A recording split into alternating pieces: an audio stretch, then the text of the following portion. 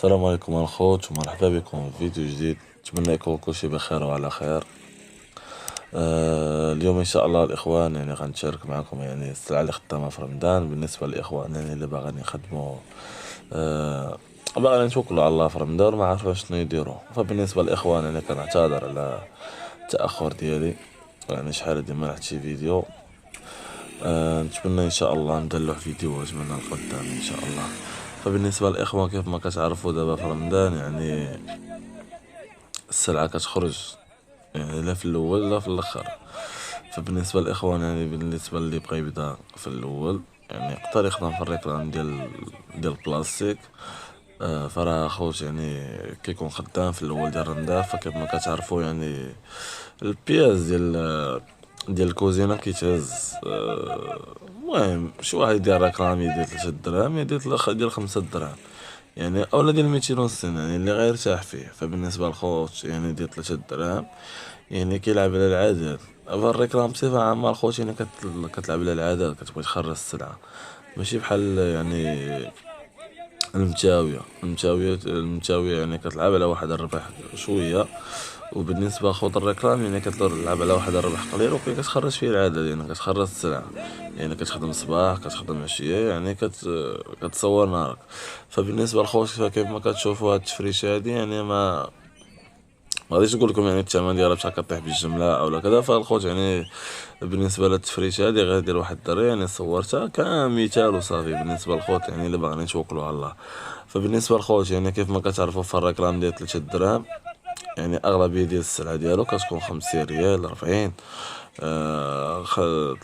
30 ريال 35 يعني كتنوع السلعة. يعني شي حاجة كتكالي لك حاجة يعني بياسة فيها 10 ريال، بياسة فيها درهم، بياسة فيها 25 يعني كتجي نتايا. فبالنسبة للخوت يعني اللي باغيين يديرو الرقم ديال 3 دراهم حاليا يعني يتقداو الشبكة البانيو سطال ديال الوضو هادو خدامين الخوت. البالا كذلك.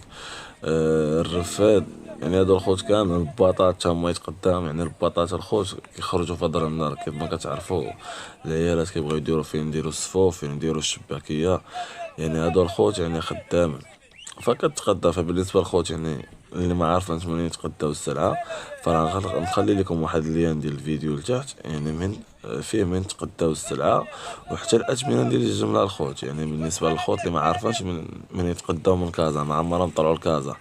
واحد الحاجه اخرى الخوت بالنسبه للبنادم يعني اللي ما ساكنش في كازا وكيبغي يطلع يتقدى في هذا الريكلام اللي فيه الربح قليل يعني 10 ريال درهم 25 مثلا. يعني بالنسبه لشي واحد ما ساكنش في كازا وبغى يطلع يعني راه ما خصوش يطلع على واحد الكونتيتي قليله. يعني خصو يطلع خصو يدير التقديه ديال الشهر هي القليله. يعني خصو يدير التقديه ديال الشهر علاش بقاش الخوت يعني فاش كتكون بعيد على كازا فراه يعني كتزيد ترونسبور كتزيد المصاريف.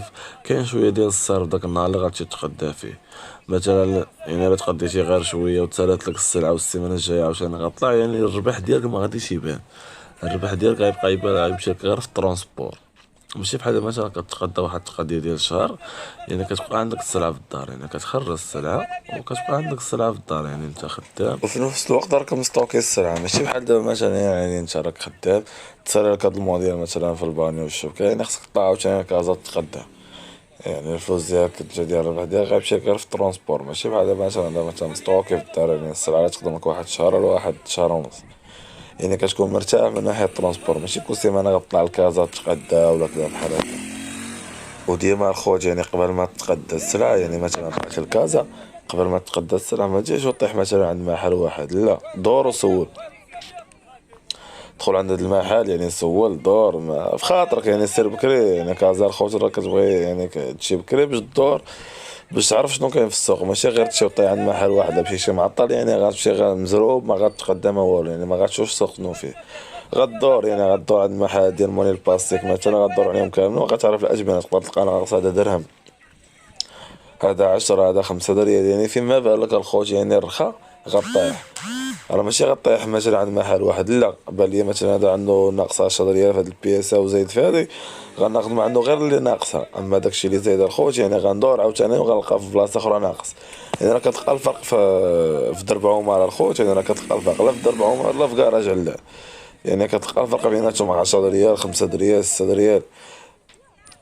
والربح ديما الخوت كنقول لكم الربح كيكون في المشرى ماشي في البيع. يعني لا لقيتي مثلا غير 5 ريال ناقصة، راه في لا ضربتيها في العدد يعني غتلقى واحد يعني على الأقل تنقصك واحد 100 درهم، ولا هي قليلة الخوت. يعني ديما كنقول لكم لا بغيتي تقدم ما تجيش طيح دور، وماشي مشكل انت بخاطرك، يعني فلوسك في جيبك. دور وسول عند هذا وعند هذا وعند هذا وعند هذا حتى تلقى الرخا. فين ما لقيتي الرخا طيح. وبالنسبه للخوت يعني كاين شي واحد كيجيب الريكلام، كيقوم السلعه مزيان ديال 3 دراهم اولا ديال 5 دراهم، كيجيب السلعه يعني كيبقى يشوف فيها، يعني ما كيغوت ما كيدير والو. الخوت راه الريكلام يعني كيبغيك تشقى على راسك. يعني غتحط السلعة غتغوت، يعني ريكلام غتصور نهارك ديال بصح. يعني غتخدم الصباح غتخدم العشية، غتجي في العشية غضرب طوطال تلقى راسك صورتي نهارك بخير. ضرب جويمعات لا بالك ما تضرب جويمعات حتى هما. يعني كان عندك شي موطور ما كانش عندك موطور راه غتفرج يعني السلعة يعني غديرها في خناشة دبر على شي كروسة. يعني كنقول لكم اخوت حتى الحال يعني دبر على شي كروسه في الاول، راه حتى واحد ما تزاد اخوت يعني عنده موطور. كاين اللي كيقول لك خصني موطور باش نبدا، خصني طوموبيل باش نبدا. لا، بنادم يعني راه كيدير غير باش وكيتوكل على الله. علاش؟ حقاش باغي يخدم، ماشي يبقى معاك زان حقا خصني الباش، حقا خصني الموطور، خصني الطوموبيل باش نبدا. لا، بنادم يبدا من الزيرو غيكون راسو براسو يعني. وبالنسبه للخوت يعني شحال من واحد كيبدا في شي مشروع مثلا الريكلام اولا الحوايج وما كيعرفش كيفاش يسيروا داك المشروع.